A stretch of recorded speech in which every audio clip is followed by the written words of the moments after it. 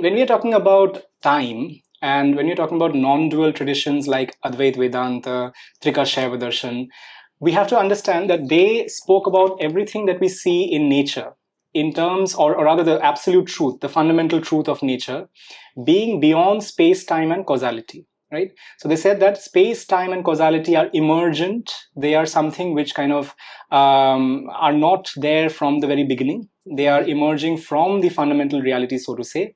And therefore, the fundamental reality is not contingent on space, time, and causality beyond a point.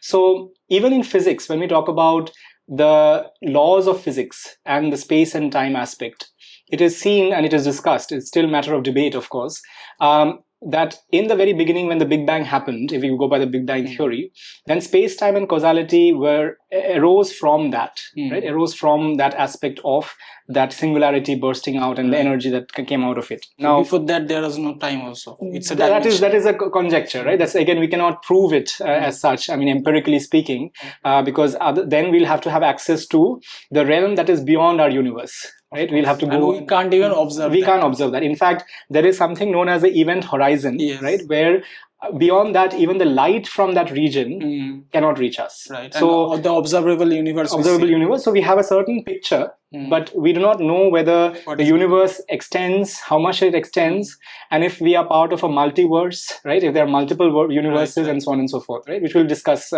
shortly. Now, when we speak about that, there is this element of how we look at the satya, the element of satya, right? So when we say Paramarthika Satya and Vyavarika Satya, so the Paramarthika Satya is the fundamental reality, the fundamental truth, essentially.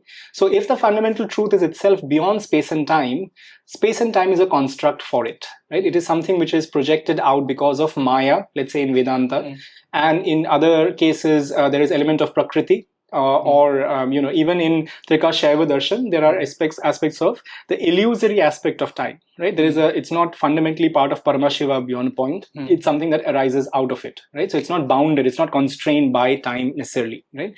Now, in the Bharatiya Gyan Parampara, we have had this element of the yugas, right? The Satya Yuga, Dwapar, Treta, and Kali Yuga, essentially.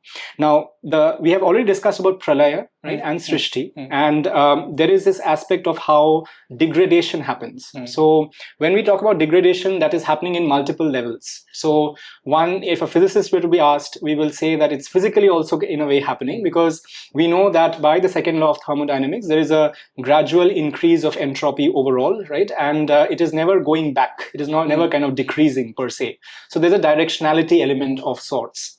However, having said that, there are times when locally entropy can decrease. Right? That's one thing that student of physics got confused about. Right. So locally there is a possibility of decrease of entropy, and even in our Bharatiya Gyan Parampara, I like to think of this one story, which is the story of Hiranyakashipu, right? And when Prahlad, right, Bhakt Prahlad. There was so much darkness in the world, right? We just celebrated Holika Dahan, right? Holika Dahan comes from that story. So there was so much of degradation and darkness, and in that there was an element which was not going by that line of thought. It was not dark, it was pure. It had an element of trying to reinstate order, right? Just a child, Prahlad, Bhakt Prahlad, right?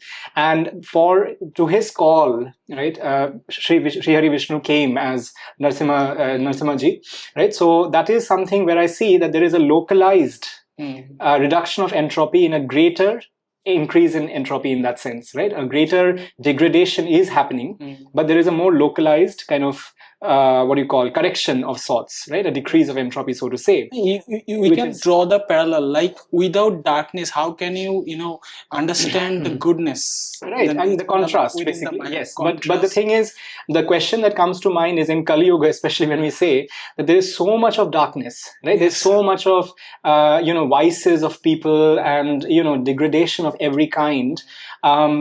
Is there a possibility of something which is more redeeming? Right?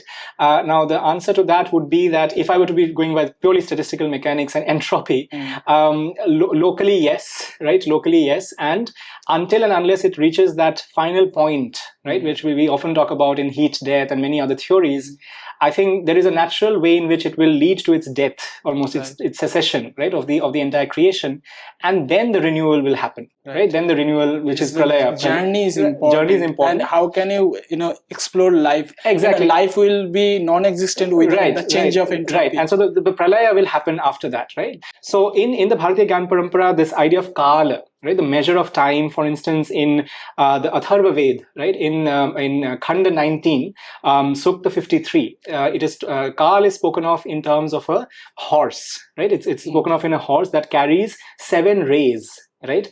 It is 1,000-eyed, right? It has an ageless nature to it. It has an ageless, which is very funny because age itself is defined in terms of time, right? So there is a what you call a self-referential kind of definition, right? Which is talking about the characteristic in terms of itself, basically, right? And the wise continually seek to find it, this horse, this time, this kala, right? And its wheels.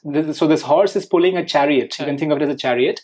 The wheels of the chariot are the entire cosmos. Oh, wow. Right? The wheels are the entire cosmos containing all the worlds that we have out there, right? So in the Atharva Ved, it's beautifully mentioned, right?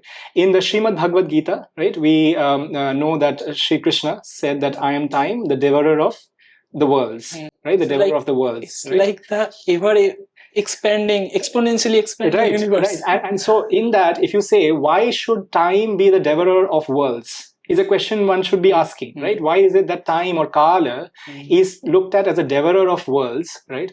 In that, I think we need to understand, even from the physics perspective, how do you define time, right? The definition of time, if we are talking about the unidirectionality, right? The arrow of time, right? And if you're talking about it from the statistical mechanics perspective, we are talking about in terms of entropy again, and in terms of certain ways processes happen. So definitely time is contingent on that process happening in the way it is happening, right? So therefore, why time passage, the passage of time itself, it is naturally leading to the degradation. Because if entropy has to increase over time, then the disorder does increase, and it will lead to greater degree of randomness, disorder, or more micro states, if I were to put it very technically, which will invariably lead to the devouring, which element which Sri Krishna talks about, irreversible, right? Which is irreversible. There's no reversibility aspect to that. So the change and the transformation aspect is beautifully brought forth in the in Srimad Bhagavad Gita in this element which Sri Krishna talks about.